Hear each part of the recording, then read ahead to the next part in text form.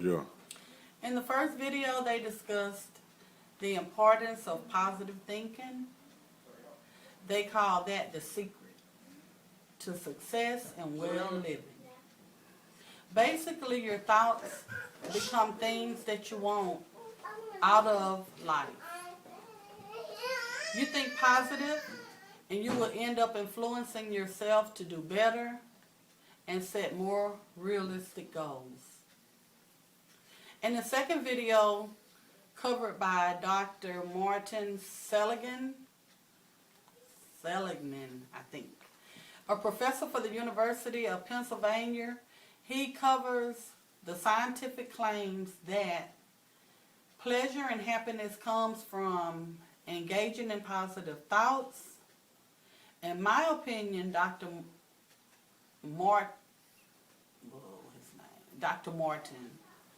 his video was more scientifically sound because he touched on his information being covered through research. And stress on my job, I run into stressful problems periodically on my job. And it's mainly because we're supposed to work as a team, and sometimes you just can't get everybody to cooperate. So when we run into times like this, we have what we call a team leader, and I may suggest to her that we call a team meeting, lay everything out, give everybody the opportunity to say what the pros and cons and what they think we're doing right or what they may not agree with. They may think we need to change some things. And we try to always come together as one. And so far it's been successful. We try not to let it get so far out of hand where we can't agree upon something. But sometimes I have gotten on my job so stressed out of lately to where I really felt like leaving. And at this point in my life, I talked to my learning coach just today about it. And I let her know that I was planning on just, trying to find me something else to do because it's hard to deal with people that don't want to change.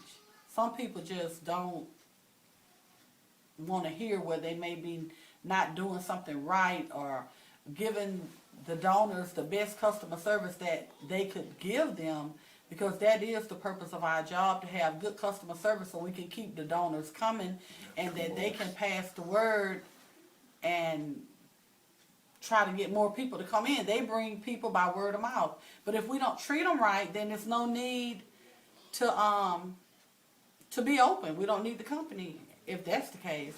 So mainly on my job, we have most of the problem of customer service. And I'm a people person. I do not like to see nobody mistreat anybody. And so that's my biggest problem with the other workers, the co-workers. And I don't think that I'm wrong for that, because that is every meeting that we have every week on Tuesdays, the main subject is customer service. And maybe it'll get better, hopefully soon. But if not, I'm not going to try to find me another job. I'm just going to keep praying about it. And after I talked to my learning coach today, I decided that I'm not going to run. I'm going to stay and continue to try to set the standard so that maybe they'll catch on and see what I'm doing right, and they'll do the same. Well, I got a little bit more time that I could talk about it. Another area of stress on my job is we deal with people from all walks of life, and sometimes we deal with people that may not be quite as honest as they should. They may be homeless.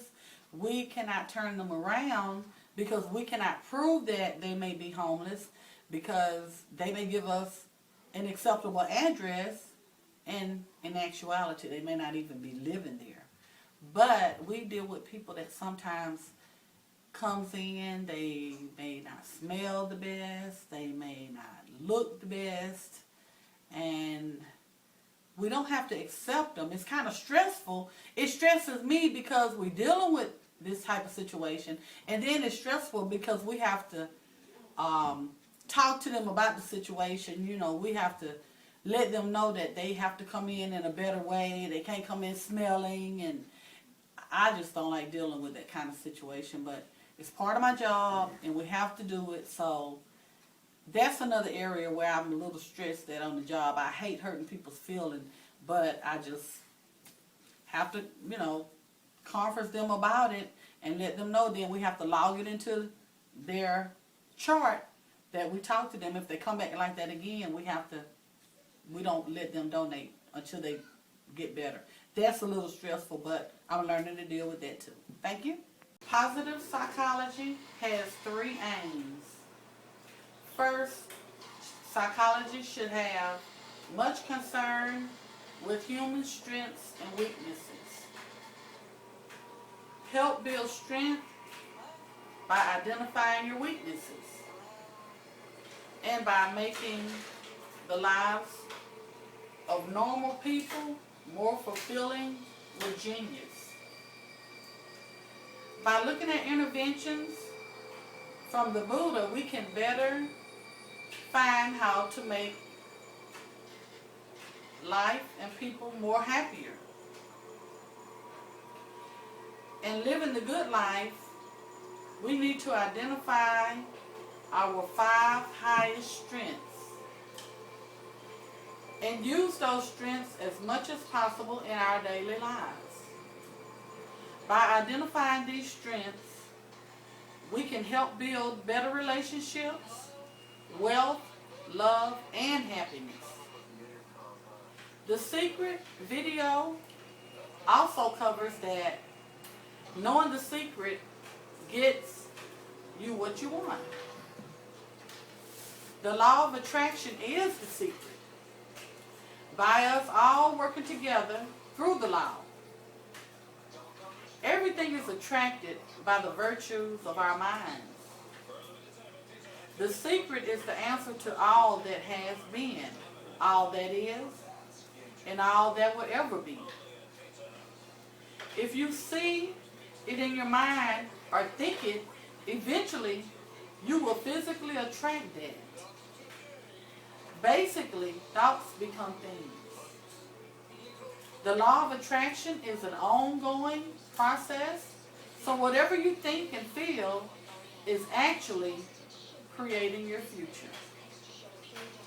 Now, I have some tips and things on managing stress of what I use on my job on a daily basis. First of all, I stop and I count to 10. Sometimes I have to count to 20. But I do whatever I have to do to keep things calm and peaceful at the workplace. Sometimes I may have to walk away, say a little silent prayer. And then I may just, you know, all the time what I try to do most of all is think on good things so that I can be an example to other people on my job of what living a stress-free life is all about. Thank you.